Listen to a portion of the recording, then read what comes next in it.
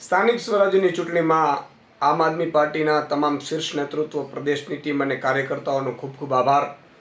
ભાજપની આટલી તાનાશાહી છતાં ભાજપે શામ દામ દંડ ભેદ ઉમેદવારોને ડરાવવું, ધમકાવવું, ફોર્મ પાછા ખેંચવાની ધમકીઓ આપવી, ઉમેદવારોના ફોર્મ રદ કરાવી દેવા, ત્યાં સુધીની તાનાશાહી કરવા બાદ પણ આજે અમે 500-550 સીટ ઉપર આમ આદમી પાર્ટી લડી રહી હતી. એમાં લગભગ 35થી વધુ સીટ ઉપર આમ આદમી પાર્ટીએ જીત હાંસલ કરી છે.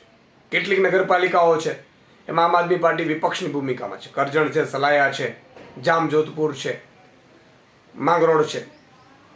તો હું તમામ જે જીતના ઉમેદવારો છે, જીત્યા છે, એમની પાછળ જે પણ મહેનત કરી છે તમામ કાર્યકર્તાઓનો, ઉમેદવારોનો હું અભિનંદન પાઠવું છું.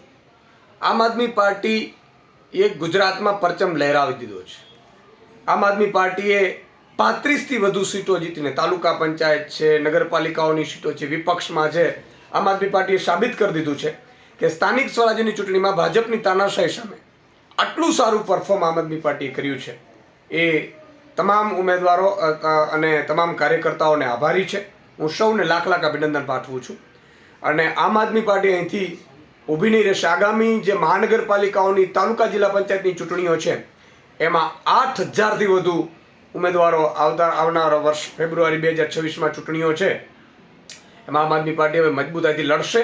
અને મને પૂરો વિશ્વાસ છે કે જેમ આ વખતે નગરપાલિકાઓ બનતા રહી અને નગરપાલિકામાં વિપક્ષમાં આવ્યા, એવી જ રીતે જિલ્લા પંચાયત, તાલુકા પંચાયતો આમ આદમી પાર્ટી બનાવશે. મહાનગરપાલિકાઓમાં આમ આદમી પાર્ટી પોતાનો પરચમ લહેરાવશે. મને પૂરો વિશ્વાસ છે. અને આમ આદમી પાર્ટીનો ડંકો ગુજરાતમાં વાગી ચૂક્યો છે.